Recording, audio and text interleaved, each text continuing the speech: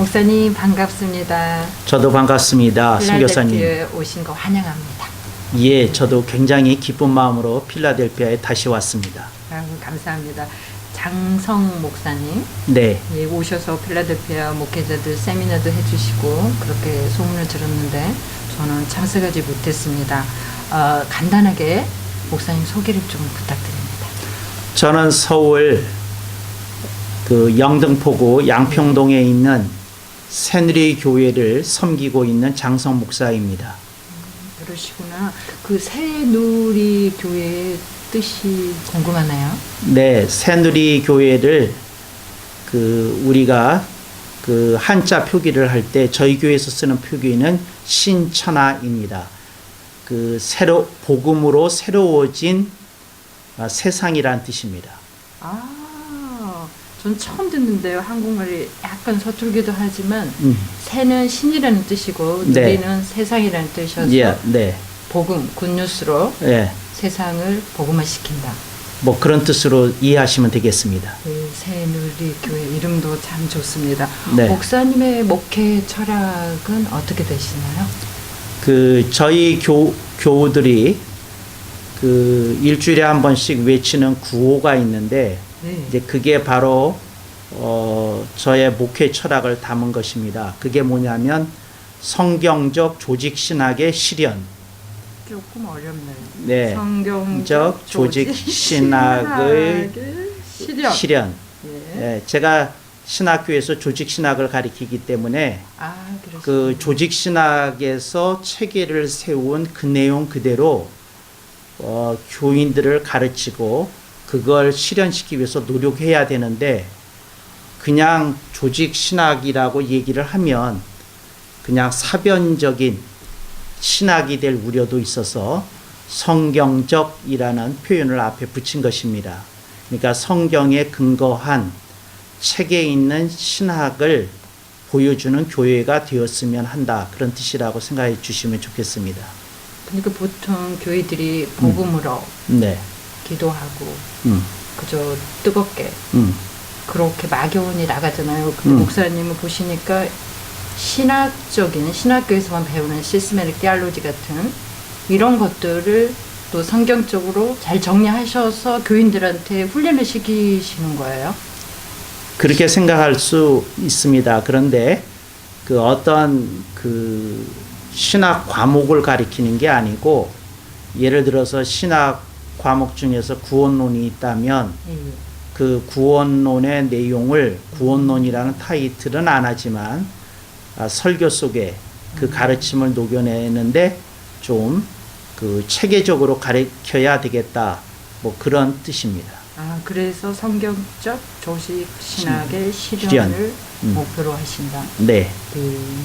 지금 그러시면 그 목사님은 어떤 신학적인 배경이 어디에서 이런 아이디어를 가지시고 좀 구체적이고 또 신학적이고 성경적인 이런 목회 철학을 가지고 교인들에게 설교하시고 가르치시나요? 먼저 저는 장로교회에 소속된 장로교 목회자입니다. 네. 근데 반드시 장로교 목회자여서가 아니라 제 신학적 바탕 또 신학적 기둥은 개혁주의 신앙입니다. 개혁주의라 함은 하나님의 관점에서 모든 것을 바라보는 신학으로 저는 그렇게 이해하고 가르치고 있습니다.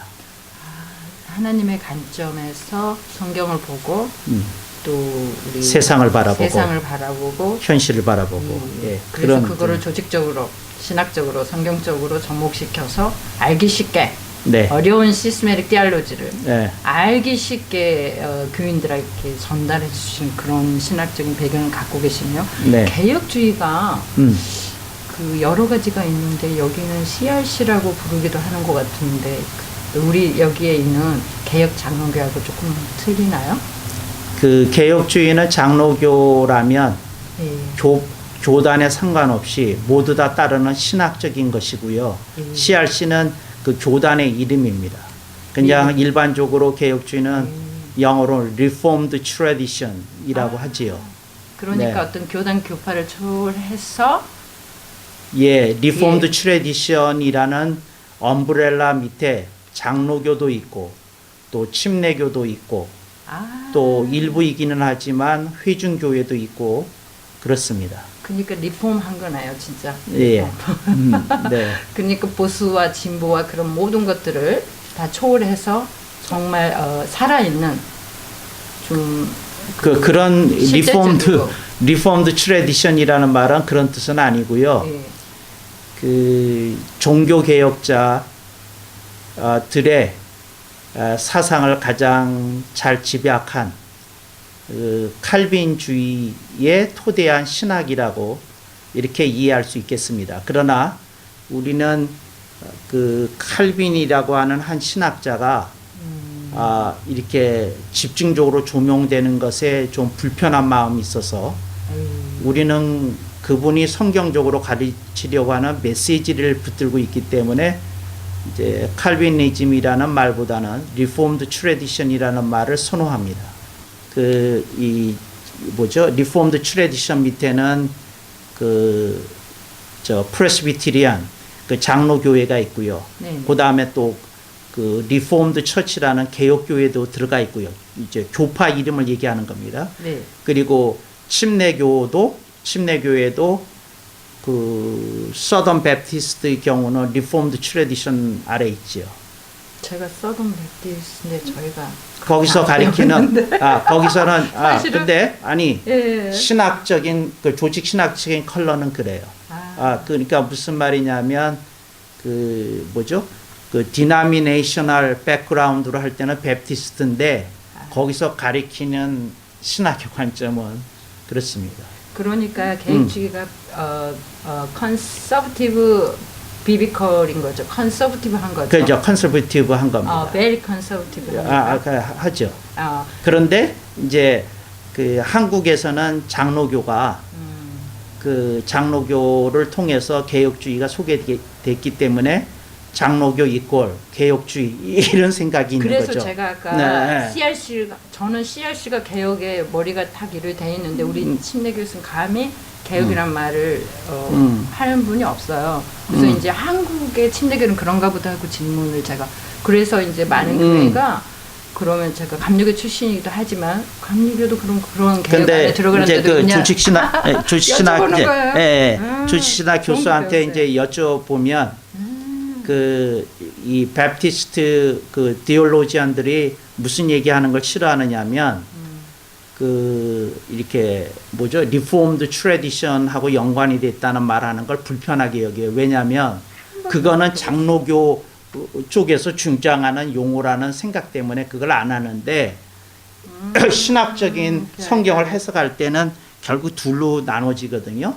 웨슬리안이든지 리폼드든지 이렇게 둘로 나눠질 수밖에 없을 때에는 우리는 리폼드 라인이다라고 얘기를 하지 리폼드라고는 말은 안 쓰죠. 켈빈에서 좀 리폼 됐다.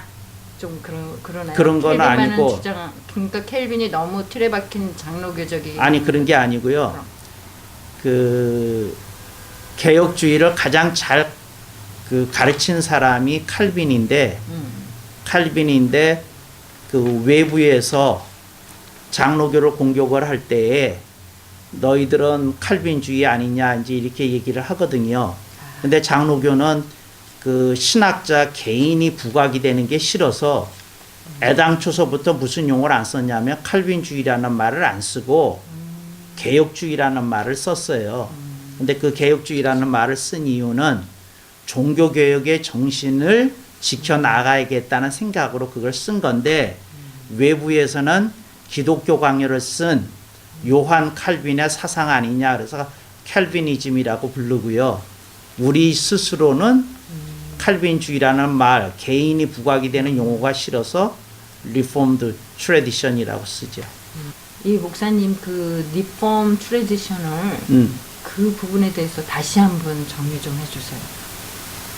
리폼드 트래디션은 한국어로 번역을 하면 개혁주의입니다. 근데 여기서 말하는 개혁주의는 보통 정치적인 이념으로서 말하는 보수나 개혁과는 전혀 상관이 없는 신학의 고유한 개념으로서 이 종교 개혁의 사상을 지켜내겠다. 종교 개혁자들이 제시했던 신앙을 지켜내겠다 하는 뜻으로 Reformed Tradition이라는 용어를 사용하게 된 것입니다. 저에게는 조금 생소해서 네. 자세히 여쭤봤습니다. 네. 그러시구나. 목사님이 이민 목회도 하신 걸로 들었는데요.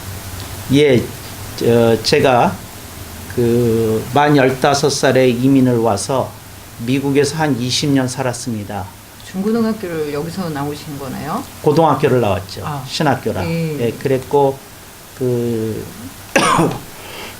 제가 자라난 교회에서 청빙을 받아서 제가 모교의 3대 목사로 부임을 해서 만 7년간 목회를 하고 성령님이 인도하셔서 한국으로 선교사 파송을 받아서 한국에 나가게 되었습니다.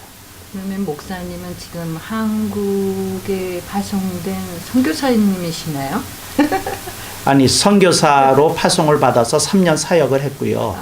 그 후에 이제 한국에 정착을 하게 되어서 역이민을 가신 겁니까? 그렇죠. 역이민을 갔습니다. 네. 아주 일찍이 역이민을 가셨네요. 1968년에 미국에 이민 와서 예. 1988년에 역이민을 갔습니다. 20년 동안. 네, 살고. 보통 목사님들이 오시면 잘 안 나가시고 정년 퇴직하시면 그렇게 가시는데 정말 청년의 때 하나님 앞에 헌신할 때 또 한국으로 가서 이런 부흥을 일으키셨네요. 목사님의 청소년기를 여기서 보내시고 또 우리 청소년들과 2세들과 그런 1.5세의 과정을 겪으셨는데 이민 목회를 하시는 이런 목회자들과 교회에 정말 이런 것들이 이렇게 됐으면 좋겠다. 그런 당부의 말씀 이런 거 좋은 조언이라든가 충고가 될 것 같아요. 왜냐하면 목사님이 청소년기를 지나셨고 여기서 또 미국 신학을 하셨고 목회도 하셨고 그래서 굉장히 기대됩니다. 좀 정리 좀 해주세요. 이민 목회에 대해서. 제가 이제 우려하는 건 한국이나 미국을 막론하고 기독교가 쇠퇴기에 들어섰다는 것이고요. 모멘텀이 다운 되어 있는 현상이 우려스럽다. 그 말씀을 드리고 싶고요. 그렇죠. 특히 미주에 있는 한인 교회들이 조금 더 우려되는데 제 개인적인 생각으로는 향후 한 10년 안에 이민교회의 4분의 1은 사라지지 않을까 이렇게 생각이 됩니다. 한국에서 이민 오는 사람은 적어지고 그 다음에 아이들은 점점 커지면서 일반 미국 교회라든지 또 다문화 교회로 이제 이동해가는 현상이 더 심화될 거고 또 전도는 정체되고 이러면서 교회들이 점차적으로 이렇게 위기를 맞이할 수 있다 이렇게 보여집니다. 그러면 목사님 보시기에 이런 다가오는 이런 위기감 우리 2세와 1세가 또 1.5세들이 어떻게 돌파구를 좀 찾으면 좋을까요? 어떤 성경적으로 성경적으로도 그렇고 저는 개인적으로 우리 한인 교회들이 미국에 있는 유대인 교회를 유대인 회당을 조금 더 면밀하게 역사적인 그들의 변천 과정을 연구할 필요가 있다고 생각을 합니다. 미국에 사는 유대인들은 주이시 아메리칸이라는 정체성을 확고하게 지키고 있으면서 동시에 영어라는 잉글리시만으로도 그 정체성을 지켜내는데 성공했다는 것이고 그러면서도 또 신앙까지도 다음 세대 계승이 됐다는 면에서 저는 바라는 게 잉글리시 미니스트리가 아니라 잉글리시 스피킹 코리안 처치들이 좀 더 늘어나서 그 2세, 3세, 4세 이런 교회로 되어가야 마땅하다고 이렇게 생각을 합니다. 그러니까 이민 교회가 아니라 그 미국에 정착된 코리안 아메리칸 처치의 모습을 좀 보여주고 그래서 뿌리 내려서 다음 세대로 넘겨가야 되지 않나 그래서 그런 생각이 듭니다.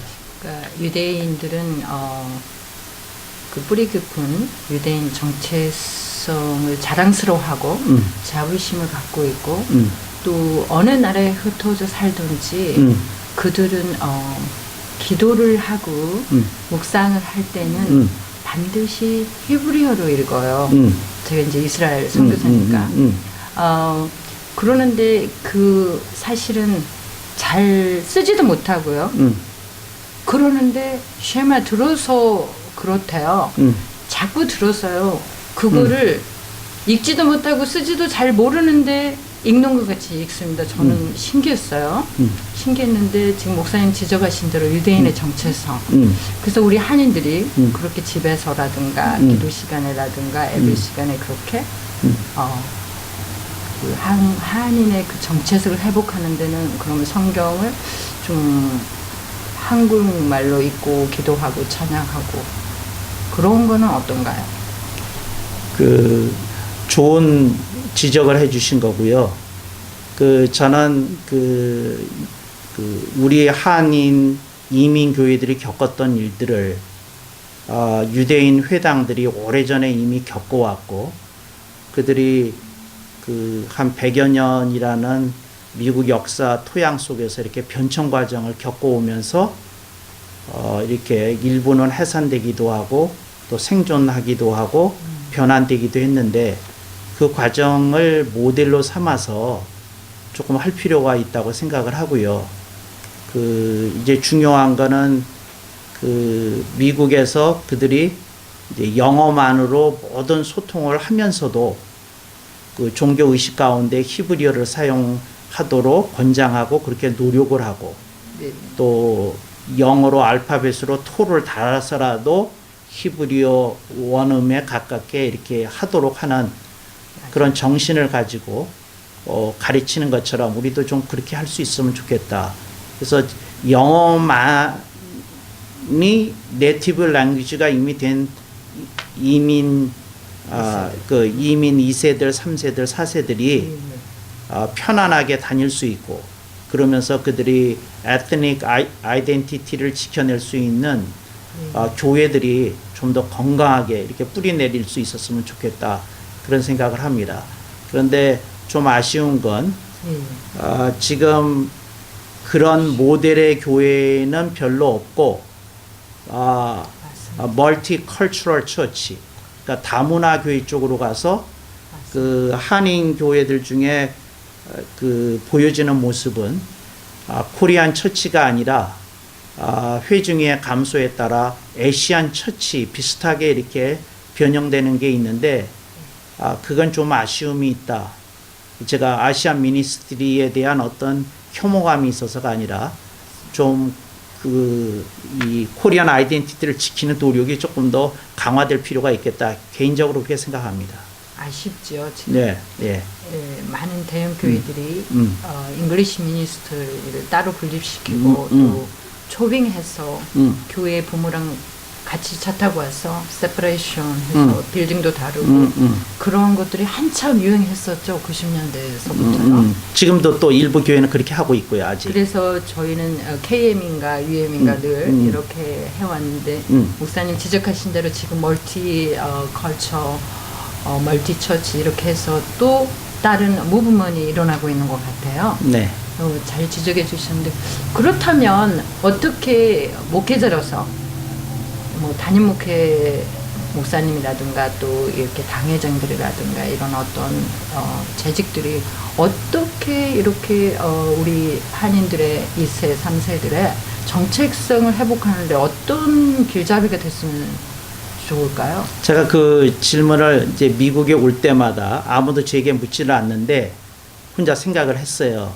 이미 목회를 했던 목사의 한 사람으로서. 그래서 저는 내가 다시 미국에 와서 목회를 한다면 네네. 저는 그럴 의향이 없지만 그 어떨까 하고 이렇게 생각을 해봤다가 제가 만약 한다면 이렇게 할 것 같아요. complete bilingual ministry를 할 것 같아요. 그러니까 뭐냐면 화장실이 하다못해 화장실 표지시도 한글과 영어가 나란히 쓰여져 있고 또 교회 주보도 그 영어와 한글이 나란히 써져 있고 또 그 설교도 어느 날은 그 영어로 먼저 하고 한국어로 나중에 하고 또 어떤 날은 그 한국어로 먼저 하고 영어로 나중에 그 번역해서 이제 설교를 회중이 듣기도 하기도 하고 그래서 저는 그 KM, EM이라는 개념 자체를 좀 싫어해요. 저는 바이링구얼 미니스트리가 가야 될 길이다. 세퍼레이션은 하는 건 결국 교회를 해체하는 과정으로 이어질 거다. 그렇게 생각하는 거죠. 그래서 그 좀 부족하지만 예를 들어서 미국에서 태어난 아이들이 예배 순서 가운데 중요한 거는 그 바이링구얼 시스템이기 때문에 알아듣고 본인들이 때로는 순서를 맡았을 때 영어로 기도하고 영어로 찬송 부르는 걸 허락하고 그리고 그 영어로 기도했던 걸 한국어로 대신 번역해주고 그래서 영어만 사용하는 사람이든지 그 한국어만 사용하는 사람이든지 This is my church 라고 이렇게 느낄 수 있는 그런 미니스트리를 보고 싶습니다. 그러니까 같이 연합해서 같이 네. 예배 드리고 예. 이 참 좋은 지적을 하셨는데요. 사실은 저가 많은 교회를 탐방했어요. 스페니시 잉글리시 처치, 제페니스 차이니스 정말 에디오피안 많은 교회를 가서 예배 드리고 말씀도 나누고 하는데 정말로요. 스페셜리 히스패닉 처치는요. 어린아이서부터 같이 히스패닉으로 예배를 드리는데 전혀 지장이 없더라고요. 잉글리시 하면 안 떠요. 몇천 명이 드려도 그렇게 그냥 히스패닉들은 하나 되더라고요. 그렇다고 학교에서 히스패닉 쓰는 것도 아닌데 이디오피안 처치를 갔는데도 거의 마찬가지고요. 그래 아까 말씀하신 대로 유대인의 정책서도 회당에 가면 전부 히브리어를 쓰셔요. 찬양도 그렇고 모든 순서가 화면에 아까 얘기하신 대로 표기법을 잉글리시로 밑으로 다 달아주는 거예요. 저는 잉글리시를 읽다가 히브리어를 놓치는 거예요. 그거가 익숙하지 않는데 네. 근데 미국의 유대인들은 익숙해져갖고 히브리어를 안 보고 잉글리시 표기를 보고 너무 잘하는 거예요. 저보다. 네. 제가 히브리어 전공인데 밑에하고 위하고 하면서 그럼에도 불구하고 그들이요.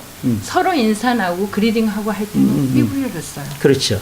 그런데 깊이 들어가기 전에 대화를 아무것도 몰라요. 제가 이제 그 다음 질문하면. 그렇죠. 네, 그게 몸에 배어 있는데 그렇다고 본다면 목사님 지금 우리 한인교회가 정말로 살아남기 위해서는 정체성을 갖고 사실은 같이 예배드리는 게 가장 아름다운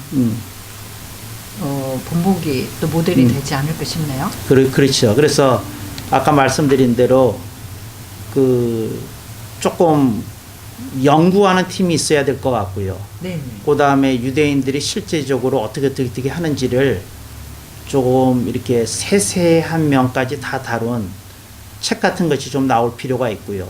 샘플을 누가 좀 제시하는 미니스트리를 좀 하셔야 되고 또 그걸 적용하는 교회가 나와야 되고 그리고 거기서 겪은 어려움에 대해서 서로 나누면서 타개책을 만들어서 네. 가면 좋은 일이 있지 않을까 이렇게 생각을 하고요. 아까 제가 바이링구얼 월십을 얘기를 했는데 제가 좀 불만스러운 게 있었어요. 뭐가 불만스러웠느냐면 이렇게 미국 교회에서 예배드리는 그 순서하고 한국 교회에서 예배드리는 순서나 스타일하고 좀 다른데 저는 어느 때는 영어 스타일로 이제 예배를 드리고 이제 그런 날은 잉글리시가 먼저 표기되고 코리안 랭귀지가 그 다음으로 표기되고 한국어 위주로 할 때는 한국어가 먼저 표기되고 잉글리시가 이제 밑에 이렇게 붙는 식으로 네, 네. 그러니까 바이링귀이라 할 때는 언제든지 코리안 랭귀지가 먼저고 잉글리시 랭귀지는 세컨드로 오는 식이 아니라 Right. 이게 인터체인지 할 수 있는 Right. 시스템으로 바뀌어 가면서 좀 그럴 수 있으면 좋겠고 또 어떤 날은 찬송을 부를 때 좀 영어를 못하는 사람도 영어로 찬송을 좀 부르기도 하고 네. 이제 그리고 또 그 한국어를 못하지만 한국어로 또 찬송 부르고 따라할 때도 있고 뭐 하여튼 그런 교회를 좀 보고 싶어요. 사실 요즘 이제 2세들과 그러니까 부모님이 1세 담임 목회를 한다거나 그래서 2세들이 사역자가 돼서 그렇게 하고 있는 교회도 조금 있긴 있습니다. 예, 있긴 있죠. 필라델피아는 아닌데 사실은 저희 달라스에는 그렇게 화면을 띄우면서 정말 하나 돼가지고 성경 공부만 따로 하고 그런 데도 있긴 있어요, 목사님. 근데 특별히 이제 대형 교회는 잘 좀 춘천에서 그러시는지 EM, KM 아예 주차장에서 갈라주니까 네. 부활절 연합예배나 또 성탄절 연합에는 같이 예배드리는 경우가 거의 없었던 것 같아요. 그게 교회를 해체하는 과정으로 그러니까요. 가는 길이다. 전 그렇게 개인적으로 그렇게 생각합니다. 저도 염려했었는데 네. 지금 목사님 말씀이 정말 유대인의 회당 네. 그리고 유대인들이 어떻게 신앙을 지켜나가는 그 과정을 보면서 배웠으면 좋겠다 그러시는데 제가 이제 메시아닉 주식 컨그레게이션 드리는 세러데이 그런 서비스 많이 가는데요. 가보면 정말로 성경적인 메시아닉 주식 컨그레게이션이니까 정말 배울 거 많은데 이 기회에 정말 이렇게 목사님이 어떻게 유대인의 회당에 대해서 이렇게 관심을 갖게 되셨는지요? 이렇게 별로 부정적이지 많은 목사님들이 유대인에 대해서 부정적인 것을 많이 갖고 계시고 이렇게 유대인들에 대해서 연구를 해보고 그 정체성처럼 우리도 정체성을 회복해야 된다 이렇게 얘기하신 분은 굉장히 드물었던 것 같아요. 근데 목사님 혹시 그렇게 관심을 갖게 되신 계기가 있으신가요? 제가 그 미국에서 하이스쿨을 다닐 때 뉴욕으로 왔었어요. 그러셨어요. 그래서 일부러 그 시나고그를 찾아서 가서 예배를 드리면서 제가 여러 가지를 물어봤어요. 이제 그랬더니 그들이 이렇게 교회 그 시나고그가 변천된 그 역사가 있더라고요. 네. 그래서 그 예를 들자면 들었던 얘기 중에 하나는 차를 타고 그 예배 드리는 게 허락이 되지 않아서 집단 생활을 했던 시절. 또 그 다음에 그 차로 또 예배 드리는 것도 허락했던 시절. 그리고 우리가 겪었던 것처럼 영어가 훨씬 더 편한 자녀 때문에 겪었던 고통. 뭐 이런 여러 가지들을 겪으면서 시나고그를 살리기 위한 그들의 이렇게 고투, 분투, 노력, 헌신이 있었다는 걸 좀 알게 되었고요. 그래서 그런 것들을 좀 이렇게 들여다보면 우리가 시행착오를 덜 겪으면서 배우고 대응할 수 있을 터인데 그런 게 참 아쉽다. 이제 그런 생각을 많이 했죠. 그래서 고등학교 때부터 관심이 있으셔서 잘하시는군요. 저는 제가 전공자니까 네. 그 부분에 대해서 네. 조금 이렇게 쉐어하고 싶으면 먼저 예수님을 뭐 십자가에 못 껴주고 부정적인 부분들만 해서 굉장히 어려웠는데 목사님 그런 경험을 갖고 계시는 제가 이런 생각은 해보셨나 싶어요. 이제 유대인 같은 경우는요. 유대인 학교가 있잖아요. 시리마다 있어요. 아예 그들은 잉글리시 클래스가 있고 그러니까 오전에는 토라라든가 그런 것을 많이 가르친다 그래요. 그리고 미국의 정규 과목은 또 다른 파트에서 한대요. 오후에. 이러는데 우리 한인교회는 아무리 커도 유치원 정도는 있는데 사실은 프라이빗 크리스천 스쿨을 운영하는 것을 제가 있는지 없는지 잘 모르겠어요. 근데 미국 교회는 네. 미국 교단들은 거의가 캐톨릭도 그렇고 자기 프라이빗 스쿨들은 사립학교를 하나씩 갖고 있는데 목사님 그런 부분에 대해서는 어떻게 생각하세요?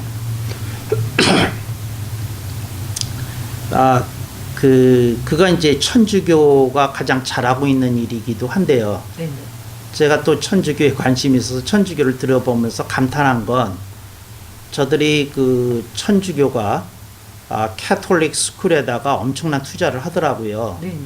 그래서 내가 그 신부들한테 이렇게 물어본 적이 있어요. 네. 이제 만나서 물어보고 이렇게 얘기를 하고 그랬더니 그런 얘기를 하더라고요.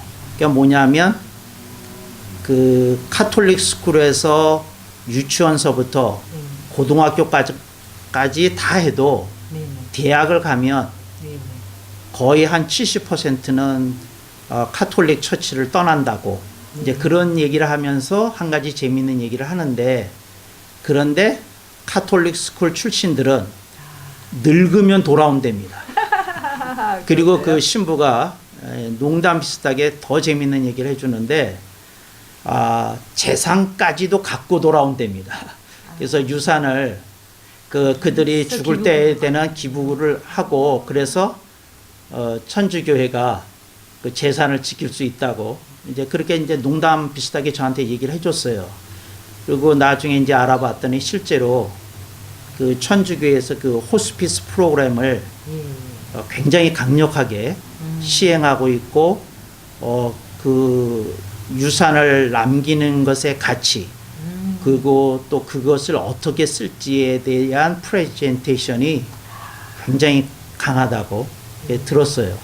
그래서 우리도 좀 그래야 되지 않을까, 그리고 그런 교회들이 좀 더 나와야 되지 않을까 그렇게 생각을 하는데, 이 한인 문화가 어떻게 되어 있느냐 하면 엘리트 교육 문화에 이렇게 치중을 해요.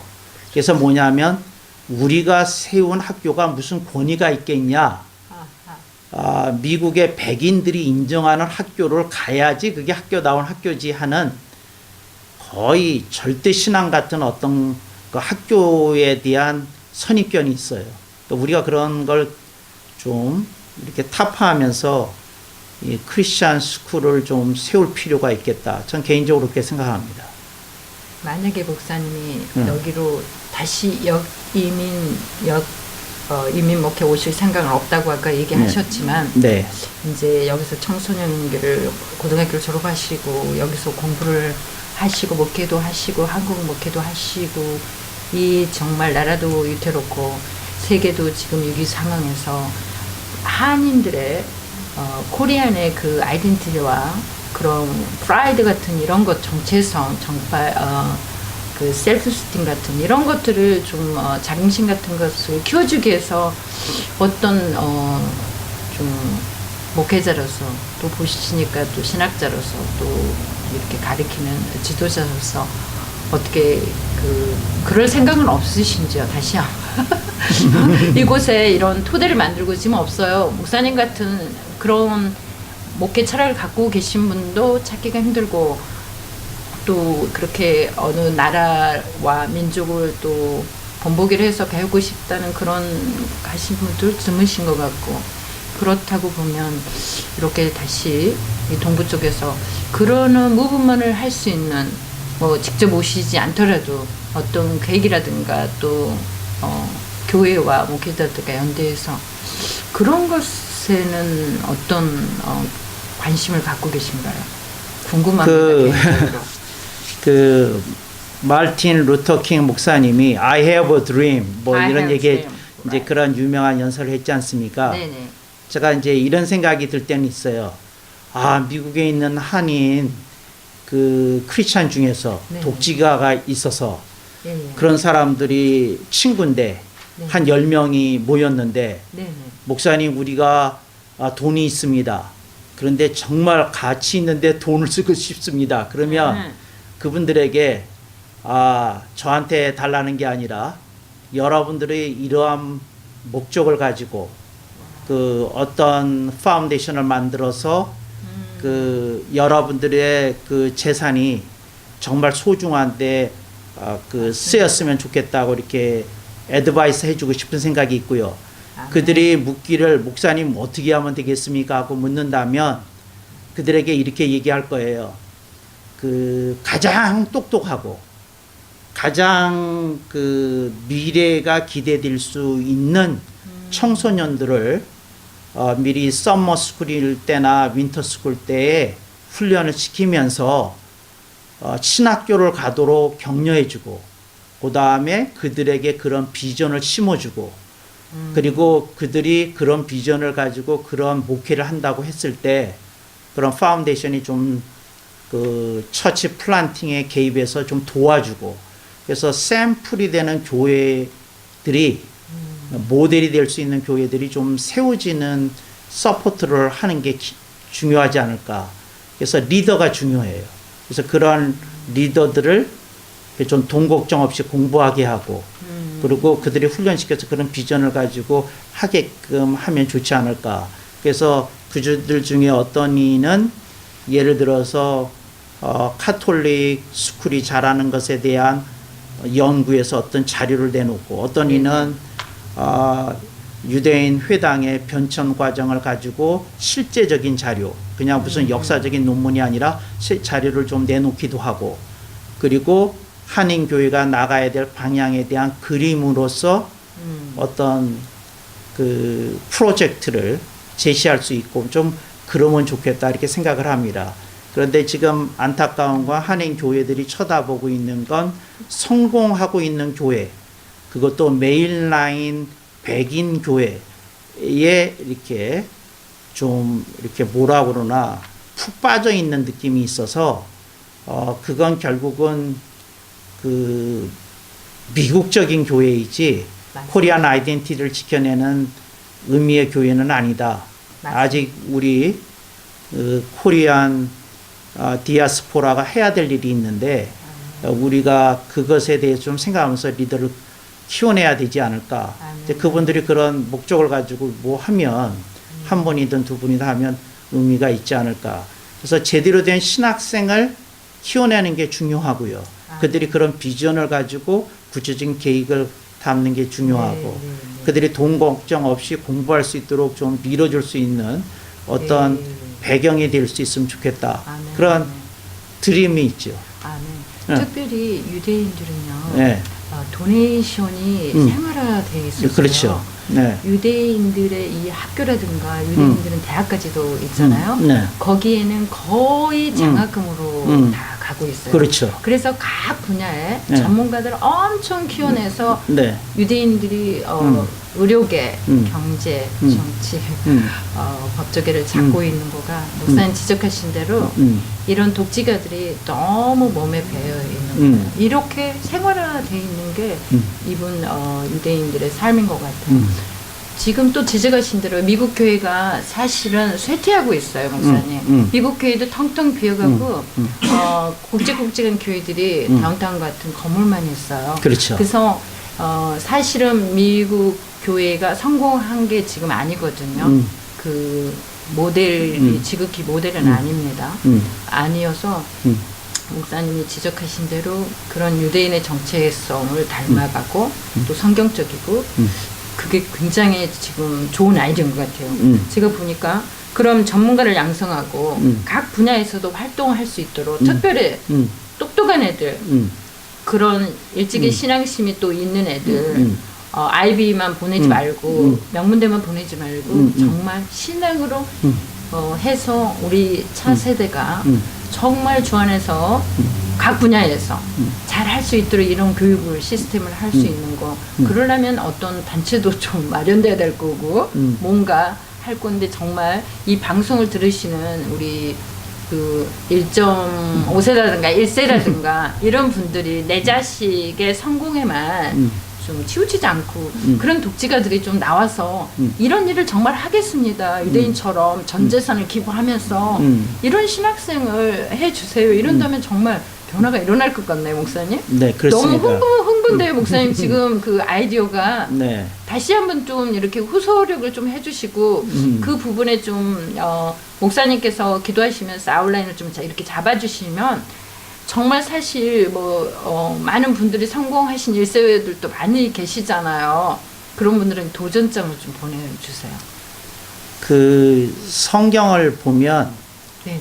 그 좀 과장된 얘기인데 네네.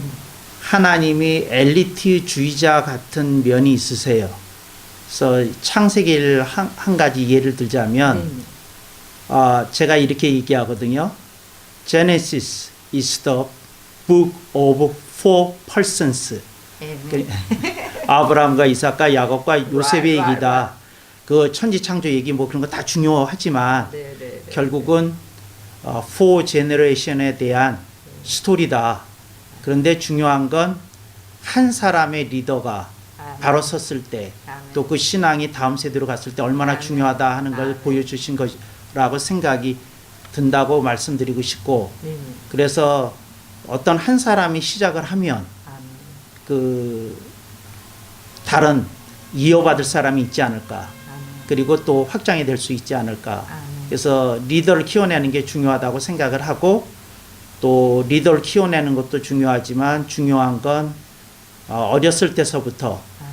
나도 저런 롤 모델을 바라보면서 부족하지만 리더가 되겠다는 네, 꿈과 아멘. 비전을 가지고 커가는 사람들도 필요하고, 아멘. 또 그런 사람들을 그 키워내는 일에 가이드 역할을 하고 멘토 역할을 할 수 있는 분들이 지켜봐주고 동행해주는 것도 아멘. 굉장히 중요하다, 그렇게 생각을 하지요. 아멘. 네. 목사님은 개인적으로 이런 아이디어를 내셨는데 네. 목사님이 경험자니까 이 일을 본격적으로 좀 추진을 해보시면 어떨까 싶은 생각이 지금 이렇게 대화 중에 예. 들어요.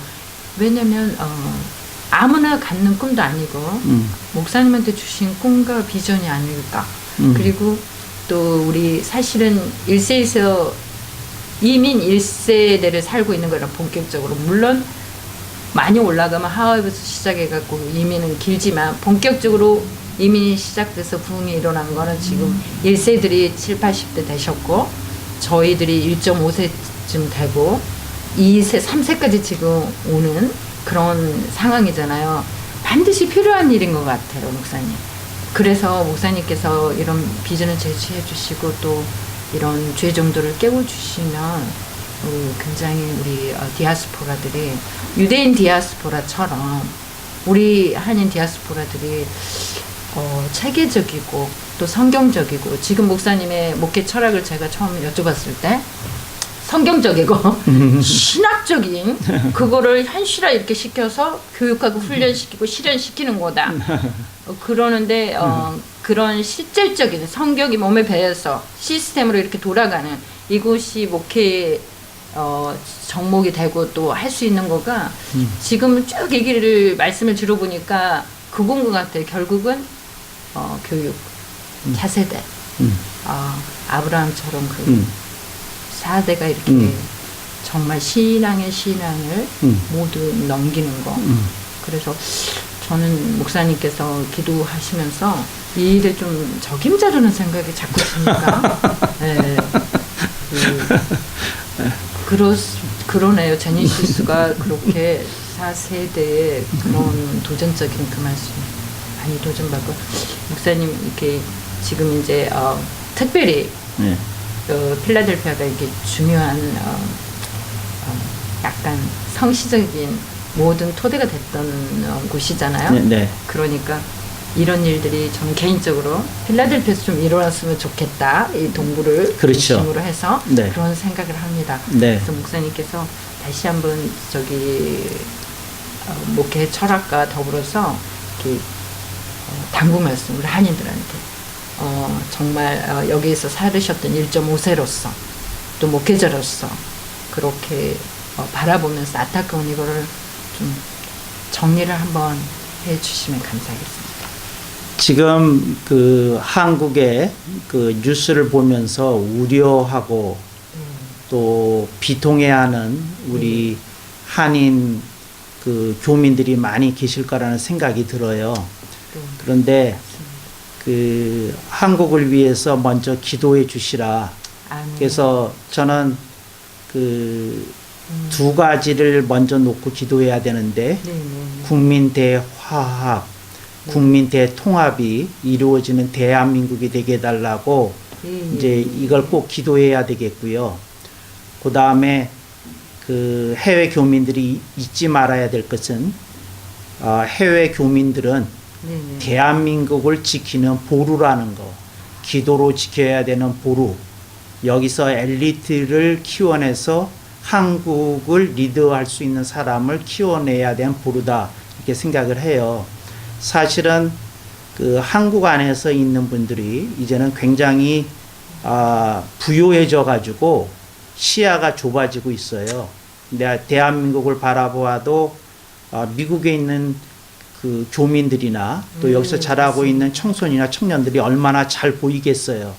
여기서 리더들이 나와서 대한민국을 바르게 이끌어 가는데 내가 헌신해야 되겠다 하는 그 코리안 디아스포라가 많이 나와줬으면 네, 좋겠다. 네, 네, 네. 그래서 여러분들이 그냥 대한민국의 아이덴티티를 갖는 거로 만족하지 말고 여러분이 이렇게 안타깝고 우려되고 비통한 마음을 가지고 한국에 와서 헌신해 줘야 된다. 그런 사명이 여러분에게 있다.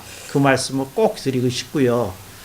또 그런 기도가 맞습니다. 있기 때문에 대한민국이 고비고비마다 아멘. 이렇게 아멘. 그 넘어올 수 있었다. 그러니까 아멘. 이 교민들이 그런 자부심을 아멘. 가지고 아멘. 또 그런 아름다운 전통을 계속 지켜나갔으면 좋겠다. 그 말씀을 꼭 드리고 싶고요. 아멘. 그 다음에 두 번째는 그 우리가 현실 속에서 어느 가정, 어느 개인이든지 문제가 있고 아픔이 있고 또 힘들게 하는 그런 어떤 기도 제목들이 있는데 네네네. 거기에 너무 매몰되지 말고 예, 예. I have a big mission 그런 생각을 가지고 나는 좀 더 아멘. 큰 일을 위해서 기도로 아멘. 또 물질로 또 어떤 헌신으로 나가야 될 것이 있다는 생각을 가지고 조금 그 이렇게 넓은 시야를 가지고 기도를 해주시면 좋겠다. 이제 아멘, 그런 아멘. 생각을 가졌으면 좋겠고요. 아멘. 그 다음에 우리가 어떠한 경우에든지 좌절과 절망은 사탄이 주는 거니까 그 패배 의식에 넘어서지 넘어서서 이제 이겨내야 되겠다. 그 말씀을 꼭 드리고 싶고요. 아멘. 그 다음에 저는 그 하나님이 그 대한민국을 여기까지 이끄셨던데 하나님의 대한민국의 좀 미션이 끝나지 않았기 때문에 하나님이 그럼에도 불구하고 다시 일으켜 세우지지 않을까 그런 믿음을 가지고 있는 목회자의 한 사람이다. 네, 그런 말씀을 드리고 싶습니다. 저희들이 고국 대한민국을 위해서 정말 어떤 독립운동가적인 사명을 띠면서 나름대로 네. 정말 울면서 에레미야처럼 니에미야처럼 그렇게 기도하고 있습니다. 네. 많은 분들이 그렇죠. 목사님이 지적해 주신 대로 네. 저희가 여기서만 끝나지 않고 지도자들을 키워서 정말 보내야 되겠네요, 목사님. 맞습니다. 네, 그러려면 저희가 학교도 세워야 되겠고 좀 그런 기부 단체도 세워서 신학교도 풀리 서포트하고 그런 일이 빨리 이루어졌으면 좋겠네요. 그리고 목사님 같은 이렇게 한국에 깨있는 목사님이 계셔서 또 대한민국을 위해서 이렇게 기도를 부탁을 하니까 네. 저희가 정말 멀리서 뉴스로만 보는데 더 비전이 이렇게 있어 보이고 미션이 끝나지 않았다. 그리고 또 우리 한인 디아스포라는 빅 미션이었다. 네. 삶과 사업과 고난의 이 지경을 넓혀서 하나님 주신 빅 미션, we have dream. 네. 하나님의 드림을 품고 네. 2세들을 양육해서 네. 다시 네. 이승만 대통령 보낸 것처럼 네. 저희도 보낼 수 있는데 노력을 하겠습니다. 감사합니다. 엄청 세계등에 들었습니다. 목사님 감사하고요. 네. 정말 유익한 시간입니다. 이렇게 네. 저는 이렇게 이민을 역이민 가셨다가 또 이렇게 오신 이런 케이스를 보면서 정말 이 시대 지금 이 땅에 우리 한인들에게 필요한 메시지고 또 대한민국 우리 국민들도 좀 깨어났으면 좋겠습니다. 그런 의미로 목사님께서 지금 이렇게 당부하신 이런 기도라든가 이런 비전을 우리가 기도로 이렇게 마무리하면 좋을 것 같아요. 네, 그렇습니다. 네, 목사님 기도해 주세요.